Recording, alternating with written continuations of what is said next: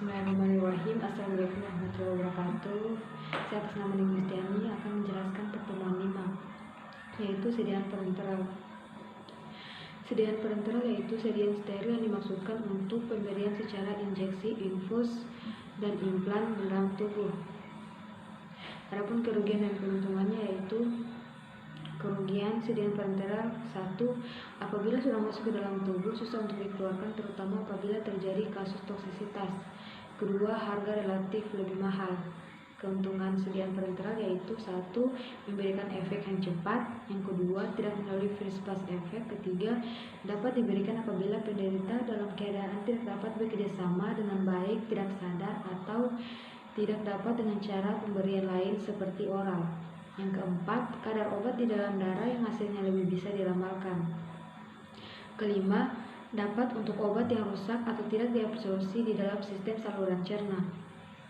Jenis sediaan: sediaan cair, contohnya yaitu cairan infus, NaCl 0,9% normal salin, neurobion injeksi, lidocaine.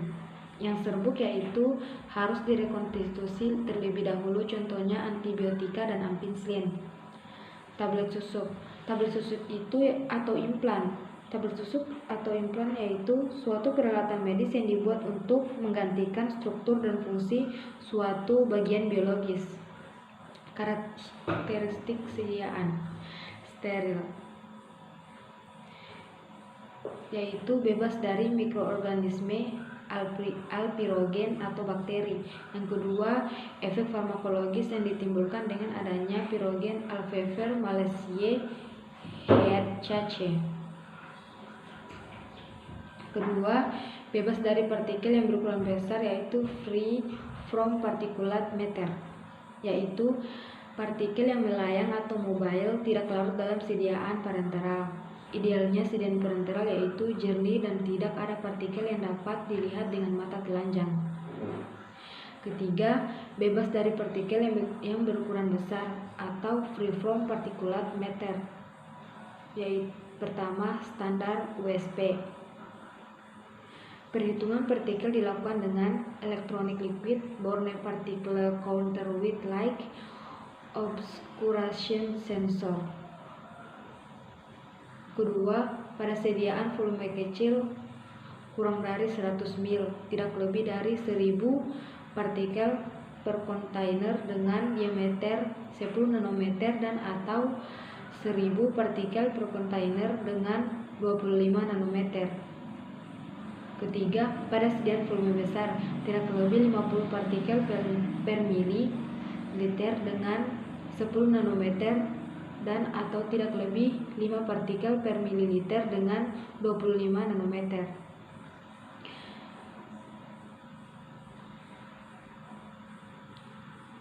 Stabil secara fisika dan kimia dalam kurun periode tertentu. Hal ini menentukan bahwa sediaan steril akan berada dalam bentuk cair atau serbuk. Jenis rute. Yang pertama yaitu intravena, yang kedua intramuskular, yang ketiga subkutan, intradermal, epidural, intraarterial, intrakardiak, dan lain-lain. Kemudian di sini terdapat grafik, nanti teman-teman bisa lihat sendiri. Yang intravena. Biasanya vena di daerah antecubital di bagian depan siku. Vena besar di permukaan dan mudah dilihat. Cara memasukkan jarum yaitu potongan yang miring hadap ke atas dan ujung tertajam hadap ke vena dengan teknik aseptis. Bahayanya yaitu terbentuknya trombus akibat rangsangan jarum pada dinding vena, terutama yang cairan, mengiritasi. Trombus embolik. Yang keempat, bisa untuk volume besar atau kecil. Yang kelima, volume tetesan 2-3 ml per menit. Intramuskular. Biasanya absorpsi larutan lebih besar dari suspensi dan sediaan air lebih besar dari minyak. Kedua, pada otot rangka. Ketiga, tempat injeksi sebaiknya sejauh mungkin dari sistem saraf utama. Keempat, biasanya di otot gluteus maximus atau pantat. otot deltoid atau lengan atas. Yang kelima, pada bayi di pantat, otot belum berkembang dengan baik sehingga intramuskular di otot deltoid atau lengan atas, otot bilateral atau di paha. Keenam, kerusakan akibat intramuskular, hematom, emboli, terkelupasnya kulit, kerusakan saraf. Yang ketujuh, volume umumnya 5 mil di gluteal, 2 mil atau deltoid. Subkutan, yaitu 1 di bawah permukaan kulit, kedua umumnya di jaringan interstitial longgar lengan bawah paha atau pantat, ketiga volume suntikan jarang lebih besar dari 2 mil, keempat obat yang mengiritasi larutan suspensi kental sebaiknya tidak dengan subkutan karena dapat menimbulkan sakit lecet atau abses. Kemudian faktor yang mempengaruhi bioavailabilitas, yaitu 1 faktor fisiokimia, kedua faktor fisiologi, yang ketiga faktor formulasi.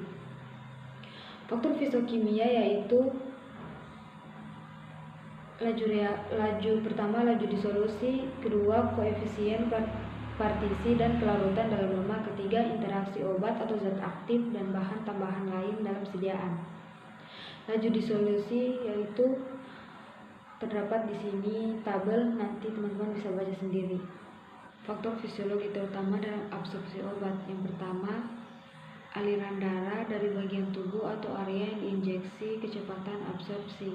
Kedua, pengaruh obat. Suatu obat yang dapat mempengaruhi obat lain atau interaksi obat. Contohnya, obat yang menyebabkan vasokonstriksi atau vasodilatasi. Yang ketiga, gerakan. Keempat, tempat injeksi terutama intramuskular. Kemudian terdapat tabel konsentrasi puncak cefradine setelah injeksi intramuskular dengan berbagai rute. Nanti teman-teman bisa lihat sendiri. Faktor formulasi yaitu intravena, intramuskular, dan subkutan.